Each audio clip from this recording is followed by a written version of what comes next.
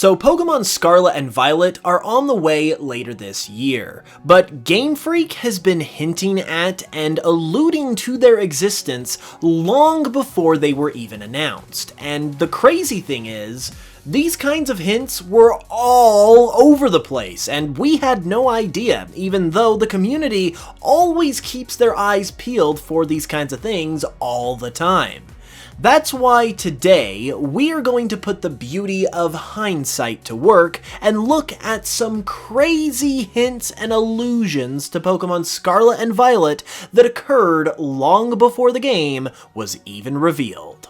These are pretty fascinating, so let's check it out.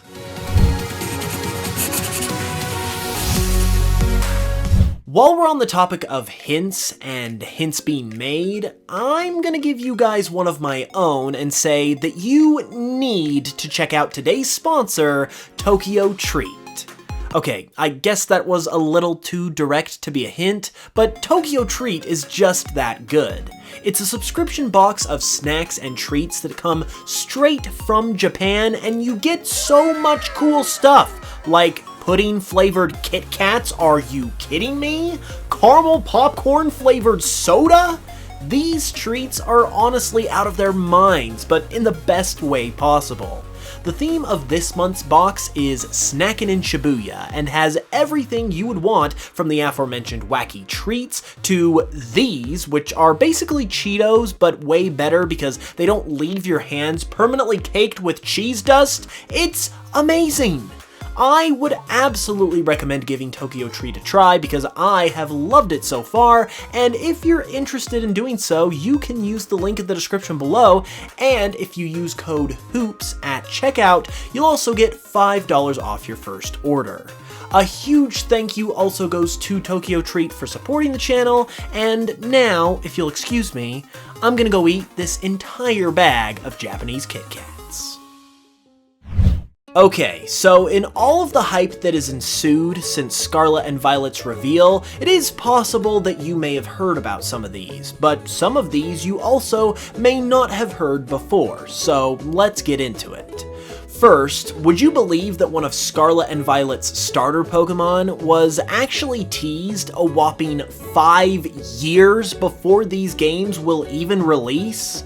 5 years ago, in 2017, Pokémon Ultra Sun and Ultra Moon were the newest games that were about to come out, and in those games, the player characters received a redesign compared to their looks in Sun and Moon. And if you take a close look at Elio's redesign in particular, you'll notice that his shoes are actually modeled after Fuecoco, having the exact same color scheme and even Fuecoco's unique snout, effectively meaning that Game Freak had a starter Pokemon in Fuecoco all designed and probably ready to go, not 1, but 2 generations ahead of time. A big shout out for this one goes to Soul Silver Art over on Twitter for pointing me in the direction of this. And similar to that last hint, one place that people often look for hints to future games are in the latest games that have actually released. And this was definitely going on once Pokemon Brilliant Diamond and Shining Pearl came out. There were some things in these games that possibly could be perceived as hints, but one thing that definitely is a hint comes from the most subtle of places. Within Twinleaf Town, as well as probably some other places in the game, the little flower beds at the edge of the town contain flowers that are scarlet and violet in color, and these flowers were not this way in the original games. This is one of those kinds of things that no one would have been able to know beforehand, but knowing what we know now, it was definitely an intentional bit of foreshadowing at what was to come. Speaking of colors, another curious choice of colors comes from Pokemon Unite. In its branding, Unite uses purple and orange as its primary colors, which are effectively shades of Scarlet and Violet themselves.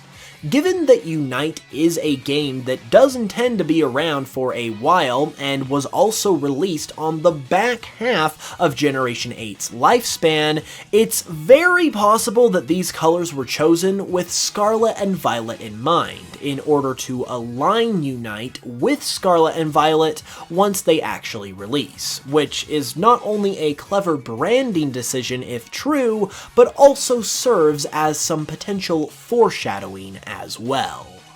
And when it comes to Generation 8, the allusions to Scarlet and Violet don't just come from the later releases of this generation, they even come from the games that started this generation in the first place, Pokémon Sword and Shield. What's even crazier than this, however, is that there were multiple hints to Scarlet and Violet within Sword and Shield that were placed right out in the open for everyone to see. The first and perhaps most obvious one comes from the Sir Chester Hotel. This is the hotel that some of the staff of Game Freak are staying in the game, which makes this hint even more legitimate, and the hint itself can be found within the lobby. The lobby consists of, well, the lobby, as well as some additional rooms on either side that are unfortunately roped off.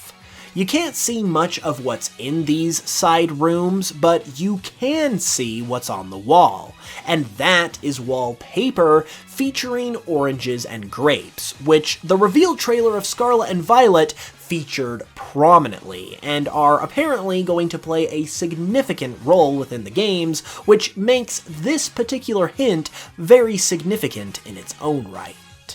Another very clear hint in hindsight comes from Galar's Route 6. On this route is a backpacker named Diane, who, when approached for a battle, will tell you that she came to Galar from far away.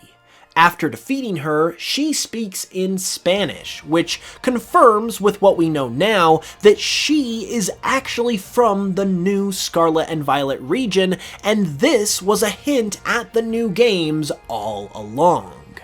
With this in mind, it's also worth noting that she only has one Pokemon, and that Pokemon is a sock. So, I mean, who knows, maybe this is yet another allusion to Sock possibly getting a regional variant or some other kind of new form in Scarlet and Violet.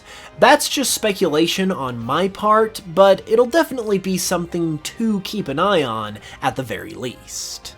Rounding out the Sword and Shield hints, we've got one that isn't as direct as the previous two, so it is up for interpretation, but the convenient timing of it certainly makes it worth discussing.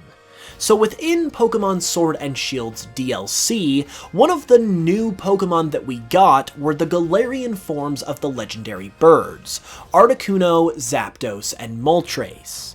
In the context of Scarlet and Violet, whose region is based on Spain and whose own starter Pokemon feature Spanish words in their English names, it's very interesting that they decided to give regional forms to one of the only other Pokemon whose English names also use Spanish words, and are also easily the most well-known Pokemon in this department. Furthermore, it's also mentioned in Moltres' Pokédex entry in Pokémon Crystal that it migrates from the south in the spring, and it just so happens that Spain is just south of the UK, which Galar is based on in Sword and Shield. So, could this be some sneaky foreshadowing, or is it just a coincidence? It's probably a toss-up to be honest, but it's definitely worth a discussion, so be sure to let me know your thoughts on this in the comments below. If there is one source of information that is pretty consistent when it comes to hints about future Pokemon games, it's Junichi Masuda. This guy just loves to tease the fans about what's on the horizon, and he often does it in very subtle ways. For instance, it's been noted that Masuda once stated in an interview that the Rooster of Barcelos would make for an interesting Pokemon. The Rooster of Barcelos comes from a folk story in Portugal, which borders Spain, and is also one of the country's most iconic symbols. And now, with the information that we're getting a Pokemon game with a region based on this location, it's very possible that this wasn't just some offhand comment, and was in fact a tease at Scarlet and Violet and possibly at a Pokemon in these games based on the Rooster of Barcelos itself. This particular hint is also backed up by another similar hint coming from Masuda, which makes both the last one and this upcoming one all the more likely to be actual hints, and in particular to a Rooster of Barcelos Pokemon. In 2019, shortly before the release of Sword and Shield, Masuda was in the UK to promote the release of the games, and during his visit, tweeted that he had gone to a restaurant named Nando's for lunch, which is a popular restaurant in the UK, and it just so happens that Nando's logo features the Rooster of Barcelos, which Masuda had previously mentioned in that aforementioned interview, and the rooster can even be seen in Masuda's tweet. All things considered, the two of these scenarios put together, combined with Masuda's well-known love of teasing future games, makes it very possible that these were intentional hints, both to Pokémon Scarlet and Violet and to a Rooster of Barcelos Pokemon specifically. This next one isn't really a hint per se, but it's definitely a fascinating sign of things to come, and it's also the oldest hint/foreshadowing moment on this list. All the way back in 2008, which was in the middle of Gen 4, Game Freak trademarked Pocket Monsters Scarlet. This wasn't particularly alarming prior to Scarlet and Violet's reveal, as Game Freak will occasionally trademark various game titles that they don't even intend to use, just in order to cover all of their bases, or evidently in case they want to use those names later, which they have now done with Scarlet and Violet, a whopping 14 years after this trademark was first filed. While it certainly can't be said if anything at all pertaining to Scarlet and Violet was actually being worked on all the way back then, it is very possible that there were some sort of ideas for a potential game associated with this title when it was trademarked, because they naturally had to have some reason for picking Pokémon Scarlet as a name that they actually wanted to trademark. This ultimately means that these games might just be a very, very long time coming when they eventually release later this year. So, those are some hints to Scarlet and Violet from before the games were even revealed. What do you think about them? Have you noticed any others that I didn't mention? Be sure to let me know in the comments below, and leave a like if you enjoyed the video. Also, make sure to subscribe if you're new for more content, and with that said, I will be back with another new video very soon. Until then, as always, thank you all so much for watching this one, I love you all very much, and I will smell you guys later.